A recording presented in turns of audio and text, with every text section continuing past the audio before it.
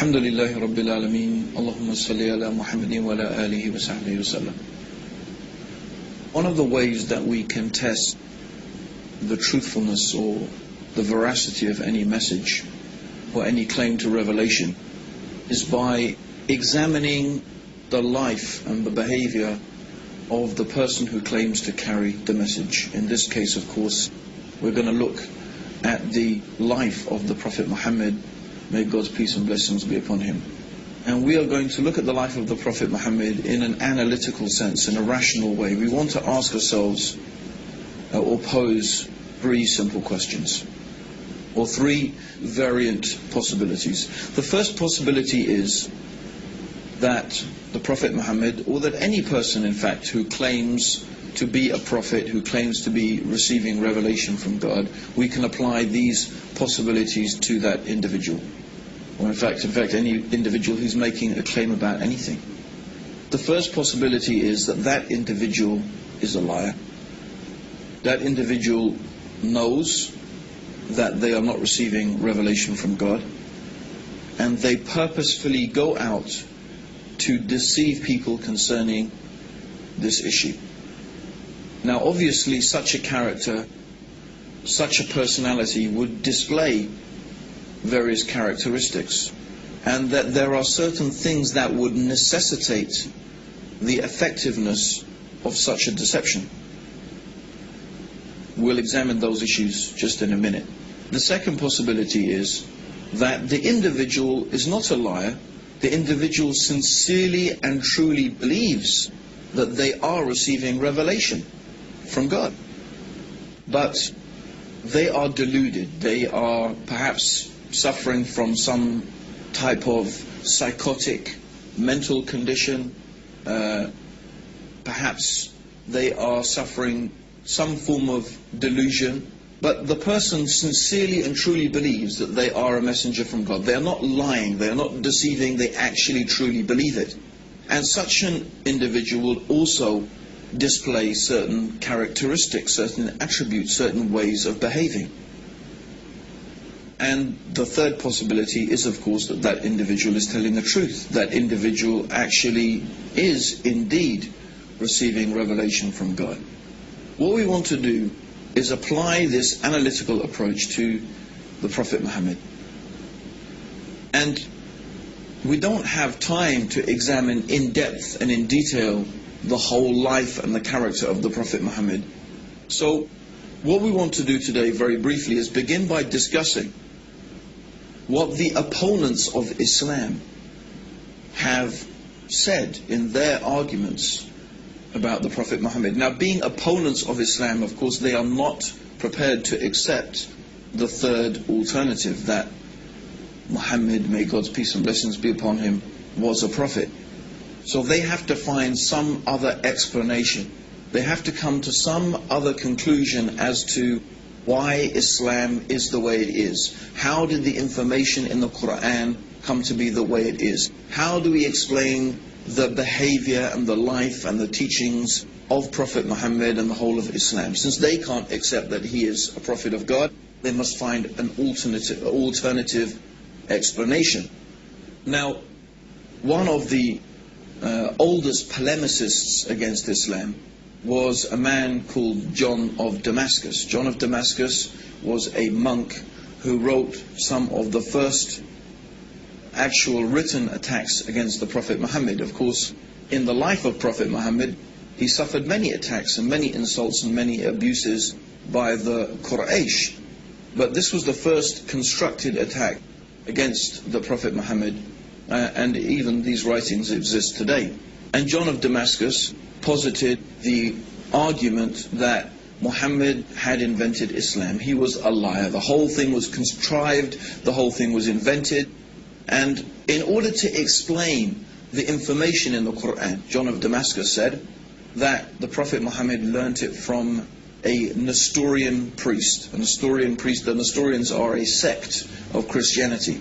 And he claimed that all of this information was learnt from a Nestorian priest, and others have proposed the same type of idea, that he had someone from whom he was gathering all of this information, maybe some priest, maybe some rabbis, but anyway, this information must have come from some human source, someone who was well versed, someone who was knowledgeable in religious affairs, in legal affairs, and so on and so forth, who was feeding Muhammad this information. And that Muhammad invented this whole religion for his own personal gain. So this is one proposition. Now, some modern writers have taken that same approach, but they have tried to give the cloud, as we could say, a silver lining. They said, yes, Muhammad invented Islam, but his intentions were good. He invented it because he found his people in such a bad condition that he wanted to improve their condition, and he decided that monotheism and removing them from idolatry was the best path to their reformation. But it still leaves the question, from where did Muhammad get this information from that we find contained in the Quran and in the teachings of the Prophet Muhammad? It still leaves us with the position that he must have lied, he must have invented it, he must have got that information from somewhere. So this is one particular group of writers have gone down this line. And they obviously will not accept that the Prophet Muhammad is a messenger from God. The other group has taken a different approach. They examined the life of Prophet Muhammad, and they said that, well, everything we can see about this man, from his character, from his personality, from the way that he behaved, from his personal characteristics that he displayed to his wives, to his companions, and so on and so forth, shows that this man genuinely believed that he was a messenger of God, because he did not behave in the manner and with the characteristics of a liar. In fact, as we have previously mentioned, he was known amongst his people for his truthfulness, his trustworthiness, and his honesty. One of the nicknames that the pagan Arabs had given to Prophet Muhammad before he claimed prophethood was Al-Amin. And Al-Amin means in Arabic the truthful and the trustworthy. He was well known amongst them for his honesty, his truthfulness in his dealings, and his sincerity. And these characteristics the Prophet Muhammad continued to display throughout all of his life. And so they said, well, the Prophet Muhammad manifested this apparent and obvious sincerity and truthfulness. We don't find duplicity in his character. We don't find deceitfulness in his character. So they said, no, we cannot accept that the Prophet Muhammad was a liar. Therefore, we believe that he was deluded. He was suffering from some psychotic condition, some form of epilepsy, some neurosis that made him believe that he was a prophet. But he was a very sincere individual, although concerning the issue of being a prophet of God, of course, we don't accept that. This is what they claim. Therefore, they explain the life of Prophet Muhammad, and they explain him by saying that he was suffering some type of delusion. Now, what is interesting is when we bring both of these two ways of describing or explanation for the life of Prophet Muhammad together, when we bring them together, we are left with a problem. And the problem is this, is these two different ways of examining the life of Prophet Muhammad actually contradict each other. The first one says that we need to explain the information in the Quran. We need to explain its deep knowledge of theology, of philosophy, of law, of religion, of history, of science, and all of these things are manifest and clear in the Quran. Where did this knowledge and information come from? These people say, well, the Prophet Muhammad must have learnt it from someone. But the other is that the Prophet Muhammad was honest and truthful and trustworthy. So on one hand we need, or the people who are trying to attack the Prophet Muhammad and say that he's not a prophet, they need on one hand to say he was a liar, and they need to say that to explain the information in the Quran. On the other hand, they need to say that he was deluded, because that's the only way that they can explain his truthfulness and his sincerity. But of course, somebody can't be a liar and be deluded both at the same time. You can't be a liar and be deluded both at the same time. You can only have one or the other. But they need both in order to completely and properly explain the life of Prophet Muhammad. Let's further explain that. If you are deluded and you think that you are a messenger of God, when someone asks you a question, or when you are confronted with a problem, you don't think, oh, let me run off and ask my source of information, my rabbi or my priest who's teaching me things, because you don't need to, because you think God is going to reveal that to you.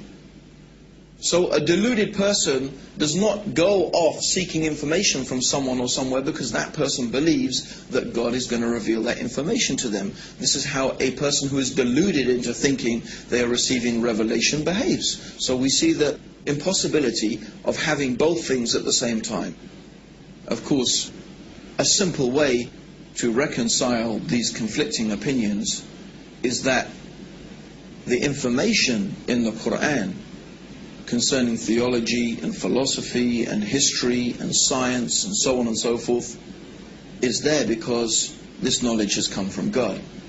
And the sincerity and the truthfulness of the Prophet Muhammad is there because he was exactly what he claimed to be, a messenger of God. And in fact, this is the sincere and honest way to reconcile these two things, to come to the rational conclusion that the Prophet Muhammad must be what he claimed to be, a messenger of God. Now, I just want to use 3 incidents from the life of the Prophet Muhammad. There are so many that we could use and so many things that we could illustrate our examples with from the life of Prophet Muhammad. In fact, I do encourage everybody to get hold of a good, authentic life history of the Prophet Muhammad, written by a Muslim, and read it for yourself. And I am sure that if you are sincere and you are honest to yourself, that you'll be convinced that this man is a messenger of God. But I want to take only a few examples. The first example I want to take is in the early days of Islam, when the Prophet Muhammad had begun preaching his message, and the pagan Arabs, the leaders of pagan Arabian society, began to realize that the message of Islam was not going to go away. In fact, more and more people were becoming Muslim. And many of them were slaves and women, the most downtrodden and exploited people in society. And they began to see that Islam had the potential to upset their whole social structure and their status quo and their control over society. So they came with a proposition to the Prophet Muhammad. This is the leaders of the pagan Arabs. They said, look, if you want to be our king, if what you desire by calling people to this religion is to be our king, we will make you our king.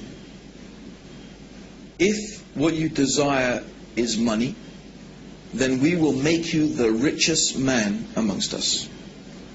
If you desire women, name whatever women that you wish, and we will take the most beautiful women of Quraysh and marry them to you.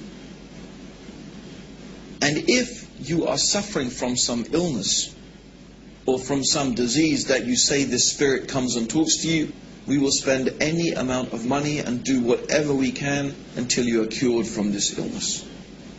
So if we really think about this offer that was made by the pagan Arabs to Prophet Muhammad, every possible worldly motivation is there. Do you want to be the king? In other words, if the Prophet Muhammad is seeking to be a ruler and to be king, they'll say, we'll make you our king. You want to be rich? If that's your motivation, we'll give you money. You want women? We'll give you whatever women you like. You have some problem, you have some disease, we will spend whatever it takes until it is cured. What is there? What worldly offer is not contained in this offer? It's all there. If the Prophet Muhammad was motivated by any worldly needs or by any worldly desire, he could have accepted their offer and it would have been satisfied. So what was his reply? His reply to his uncle is famous. In one of the books of Seerah it is mentioned that, "Oh my uncle, if you give me the sun in one hand and the moon in the other, I will never leave off calling to this message." Or in another time he said to his uncle that, "I cannot abandon calling to this religion and to this message any more than you could take a torch and light it from the sun." So clearly, the Prophet Muhammad was not motivated by worldly desires. And we have to again pose the question, is this the manner of a liar? Is this the manner of a deluded person? Then another amazing incident that we want to narrate is when the Prophet Muhammad first publicly called people to Islam. A truly remarkable thing happened. He stood on the top of a mount, of a particular hill in Mecca called Mount Safa.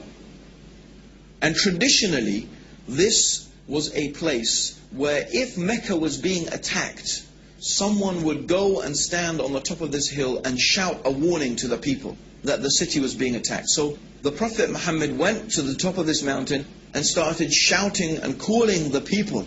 So the people came, and all of the tribes, everybody came, and if the leader of the tribe did not come, they sent a representative. And so when the people were gathered in front of him, the Prophet Muhammad started calling the various tribes of Mecca by name. "Oh, tribe of such and such, oh, tribe of this and that," calling the different tribes. And then he said, "I have come to warn you of a terrible punishment from your Lord. I have come to warn you of a terrible punishment from your Lord."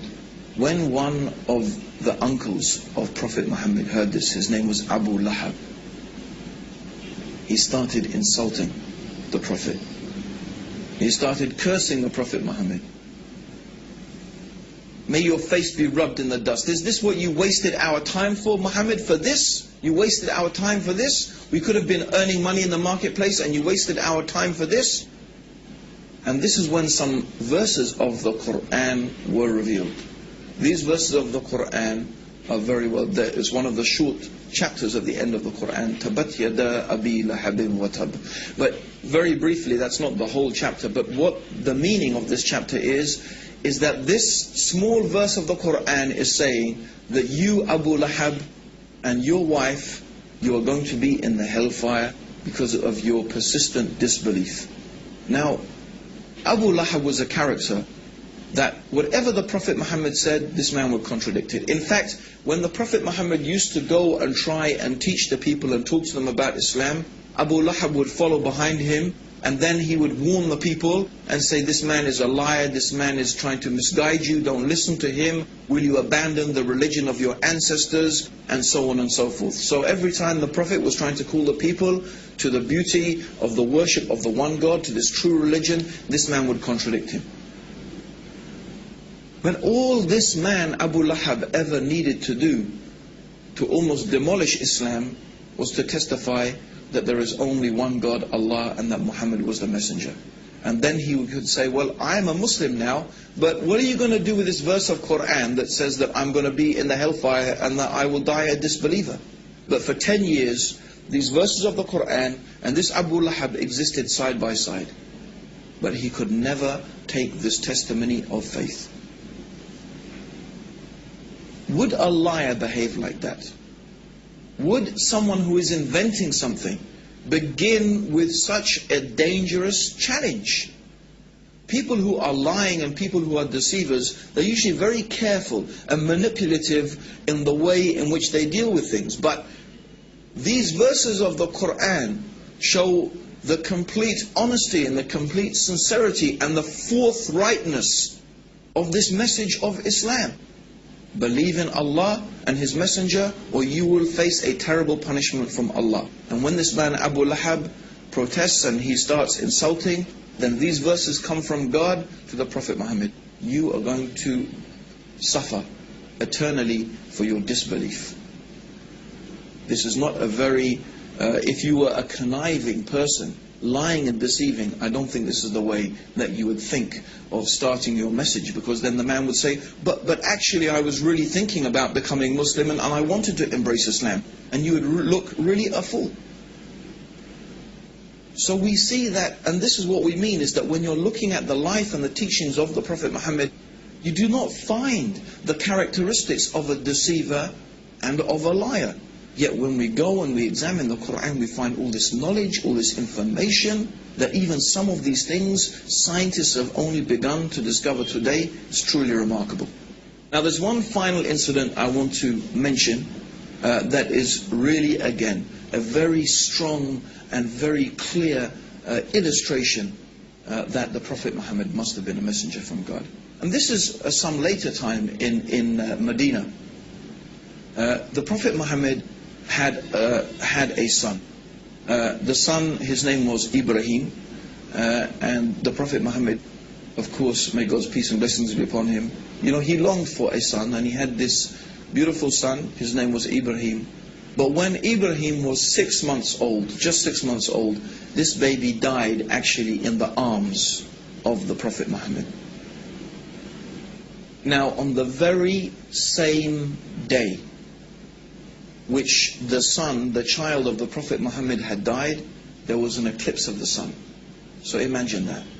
The Prophet Muhammad's son dies, and the very same day there is an eclipse of the sun. And I'm sure there's many people, even right now, who would say, that's it for me. If there was an eclipse of the sun on the same day that his son died, he must be a prophet of God. You would think of it that it's a type of proof. And in fact, in those days, when people were very superstitious, they started running out of the buildings. They had heard that the Prophet Muhammad's son had died, and now they were seeing an eclipse of the sun, and they started coming out of their houses saying, look, even the sun darkens for the death of the child of Prophet Muhammad. So this is what the people were saying. Now imagine, if you had been spending so many years lying to people, trying to fool them about this thing, you would say, you see, I told you, the thing I've been telling you all along, you see, this is a proof from God. And if you are deluded, you would be thinking, yes, this is a sign from God to show that I'm a messenger. But what did Prophet Muhammad do? He called the people and he said to them, and when he called them, he assembled them in front of them, he said, this is just the sun and the moon. And they are from the natural ayat of God, the natural processes that God has made. And the sun and moon does not eclipse or rise or set for the death or the birth of any man. So when you see this, pray to your Lord. Is this the words of a deluded person? Are these the words of a liar? No.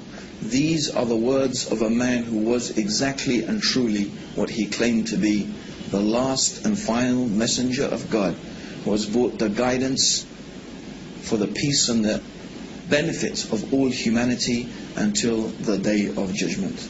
And this is what we invite you to, based upon your reason and your understanding, that you can think and examine and look, read the Quran, study the life of the Prophet Muhammad, be sincere and be honest, and we feel sure that you will be convinced that there is indeed nothing worthy of worship except the one God, the Creator, Allah, and that Muhammad, may Allah's peace and blessings be upon him, is the last and final messenger from Allah. May God's peace and blessings be upon you all, and may God guide all of us closer to the truth. Assalamu alaikum wa rahmatullahi wa barakatuh.